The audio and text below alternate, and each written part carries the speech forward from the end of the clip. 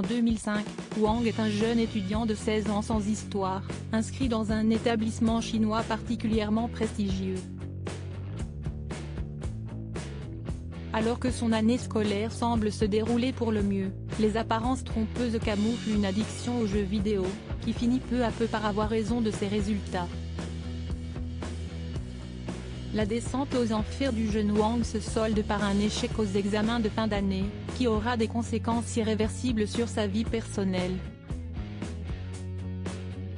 Alors qu'il pouvait à nouveau passer son examen, le jeune homme a pris une décision surprenante, disparaître. Honteux, il ne peut se résoudre à affronter le regard de ses parents après l'échec de son examen. CST ainsi que les parents du jeune homme se sont retrouvés, du jour au lendemain, sans nouvelles de leur fils. Wang s'est exilé à 10 heures de distance de son domicile familial, et a tout mis en œuvre pour ne jamais être retrouvé. Retrouvé par ses parents à cause d'une démarche administrative pour subvenir à ses besoins sans risquer d'être repéré, il a réalisé plusieurs emplois d'appoint, qui ne nécessitaient aucune obligation administrative, afin de ne pas être inscrit dans les fichiers du gouvernement local. Tout bascule lorsque Wang cherche à renouveler sa pièce d'identité.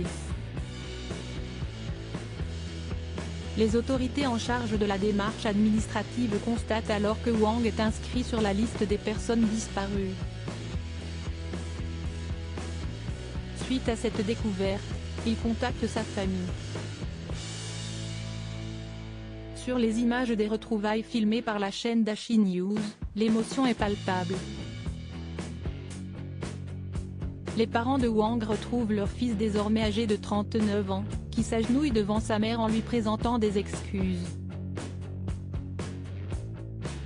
Ses parents, persuadés que leur fils était mort, sont désormais libérés du poids du mystère qui a entouré la disparition de leur fils, pendant 16 ans.